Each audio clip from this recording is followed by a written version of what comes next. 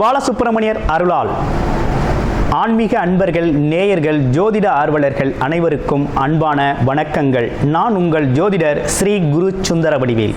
இப்போ பார்த்தீங்கன்னாக்க ஏப்ரல் மாதத்திற்கான பலாபலன்கள் ஒவ்வொரு ராசிக்கும் எப்படி இருக்குது அப்படிங்கிறத, என்ன செய்யலாம், என்ன செய்யக்கூடாது, என்ன விதமான வழிபாடுகள் உகந்ததாக இருக்கும், நட்சத்திர பலன்கள்லாம் ஒவ்வொரு ராசியில் இருக்கக்கூடிய நட்சத்திரங்களுக்கும் சிறப்பு பலன்கள்லாம் எப்படி இருக்குது அப்படிங்கிறதை பற்றி விரிவாக தெளிவாக நம்ம இந்த வீடியோ மூலமாக நம்ம பார்க்க இருக்கிறோம். அந்த வகையில் பார்த்தீங்க அப்படின்னு கேட்டிங்கனாக்க, இப்போ இந்த மாதத்தோட சிறப்புகள் என்னென்ன இருக்குது அப்படின்னு பார்த்தோம்னா, ஏப்ரல் மாதத்தில் 8 விதமான சுப முகூர்த்தங்கள் அப்படிங்கிற ஒரு விஷயம் ரொம்ப சிறப்பாக இருக்குது.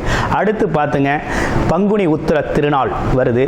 அடுத்து பாருங்கள், தமிழ் புத்தாண்டு, அடுத்து அட்சய திதியை, அடுத்து குரு பூஜை, பெரிய வியாழன் அப்படின்னு சொல்லி பல்வேறு விதமான நிகழ்வுகள் அப்படிங்கிறது இந்த மாதத்தில் நிறையவே இருக்குது.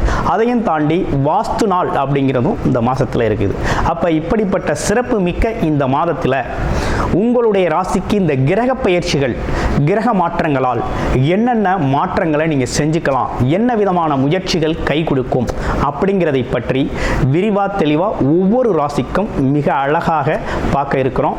நீங்கள் முழுமையாக இந்த வீடியோவை பாருங்கள். இப்போ உங்களுக்கு உங்களுடைய ராசிக்கு எப்படி இருக்கும் அப்படிங்கிறத இப்போ பார்க்கலாம்.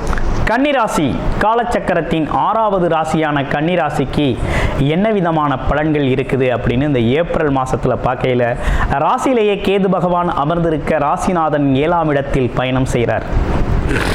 அப்போ ஆரம்ப காலமே கொஞ்சம் அசத்தலாக கொஞ்சம் நல்லா தான் இருக்குது, ஒன்றும் பயப்பட வேண்டாம். ஏன்னா கேது பகவான் உங்கள் ராசியிலிருந்து இடமாற்றமாக போகிறார். இது கடைசி காலம்.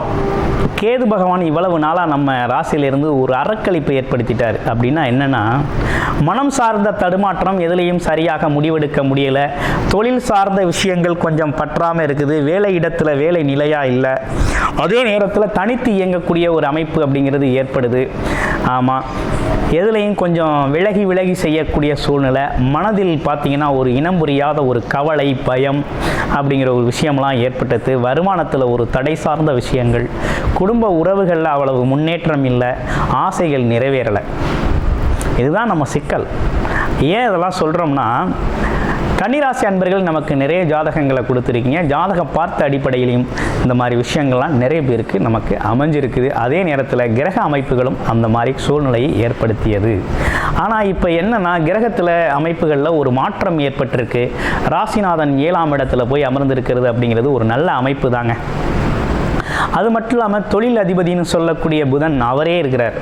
அப்போ இந்த காலகட்டத்தில் உங்களுடைய வேலையோ தொழிலோ சொந்தமாக செய்யணும். எனக்கு ஒரு வேலை தெரியும், அந்த வேலையில் நல்ல ஒரு அனுபவம் இருக்குது, அதை சுயமாக செய்யணும் அப்படின்னா தாராளமாக செய்யுங்க. 2வது பாயிண்ட்டு, கணவன் மனைவி பார்ட்னர்ஷிப்பாக ஒரு தொழில் செய்யணும்னா செய்யுங்க. நண்பர்களோடு சேர்ந்து ஒரு தொழில் செய்யணும்னாலும் செய்யலாம், முதலீடுகள் செய்யணும்னாலும் செய்யலாம்.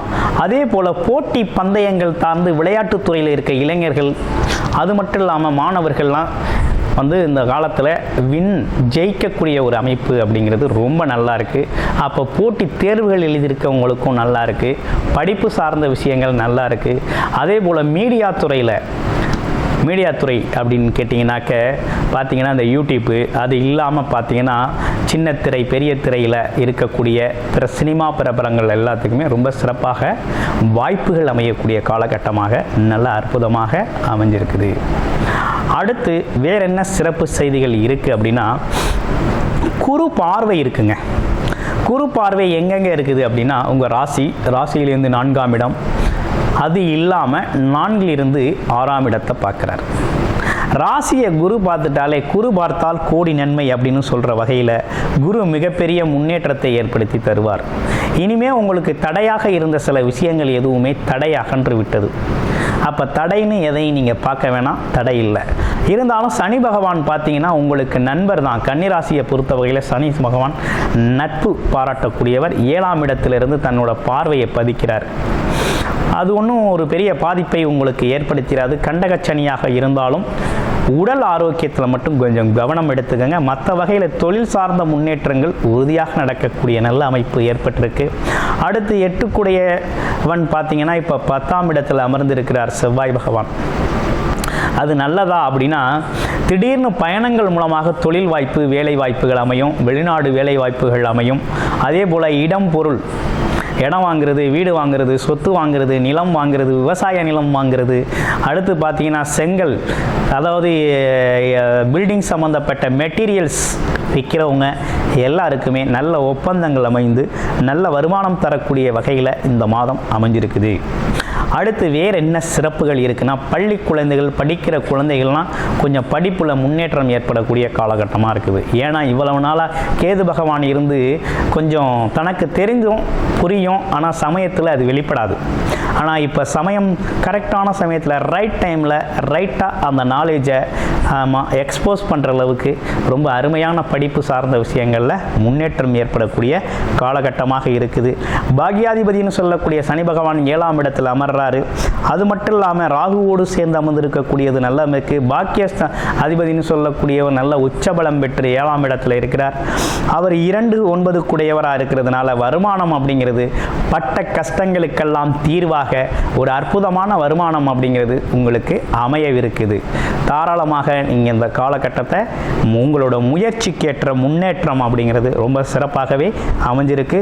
எல்லா விதத்துலையும் பார்க்க போனால் ரொம்ப நல்லா தான் இருக்குது. ஒரே ஒரு விஷயம் என்னென்னா, விரயங்கள் இருக்குது. எது சார்ந்த விரயம் இருக்குன்னா, தொழில் சார்ந்த விரயம், அதே போல் மனைவிக்கு ஏதாவது வாங்கி கொடுக்குறது அல்லது கணவருக்கு ஏதாவது வாங்கி கொடுக்குறது, அது திருமணம் சம்பந்தப்பட்ட விரயங்கள். அப்படின்னா என்னென்னா, திருமண சுப நிகழ்ச்சிகள் எதுவும் நடத்தணும் அப்படின்னா அதுக்கான விரய செலவுகள் எல்லாமே சுப செலவுகளாக அமைந்திருக்குது. அந்த வகையில் பாராட்டுக்குரிய வகையில் இந்த மாதம் அப்படிங்கிறது ஒரு அற்புதமான மாதமாக அமைஞ்சிருக்குது. இப்போ இவை அனைத்தும் கோச்சார பொதுப்பலன் அப்படிங்கிறது நம்ம கோச்சாரத்தில் இருக்க கிரக அமைப்புகளை வச்சு, அது டிராவல் பண்ணிக்கிட்டு இருக்க நட்சத்திர அமைப்புகளை வச்சு சொல்லிக்கிட்டு இருக்கோம். உங்களுக்கு பிறப்பு ஜாதகத்தில் என்ன லக்கணம், அது எந்த அடிப்படையில் அந்த லக்கணம் தசாபுத்தி அமைப்புகள் நடக்குது, சாதகமான தசாபுத்தி அமைப்பா, பாதகமான தசாபுத்தி அமைப்பா அப்படிங்கிறதெல்லாம் பார்த்து இந்த காலகட்டத்தை மிகவும் சிறப்பாக நீங்கள் பயன்படுத்தி முன்னேறணும். ஒருவேளை உங்களுடைய ஜாதகம் நீங்கள் பார்த்து தெரிஞ்சுக்கணும் அப்படின்னா டிஸ்பிளேல தர நம்பருக்கு கால் பண்ணி உங்களுடைய பிறப்பு ஜாதக அடிப்படையில் என்ன நடக்குது, என்ன செய்யலாம், அடுத்தடுத்து வரக்கூடிய ராகு பெயர்ச்சி மற்றும் குரு பெயர்ச்சிகள்லாம் எப்படி என்ன விதமான மாற்றங்களை வாழ்க்கையில் ஏற்படுத்த போகுது அப்படிங்கிறத முழுமையாக தெரிந்து கொள்ள முடியும். நன்றி, வணக்கம், வாழ்த்துக்கள்.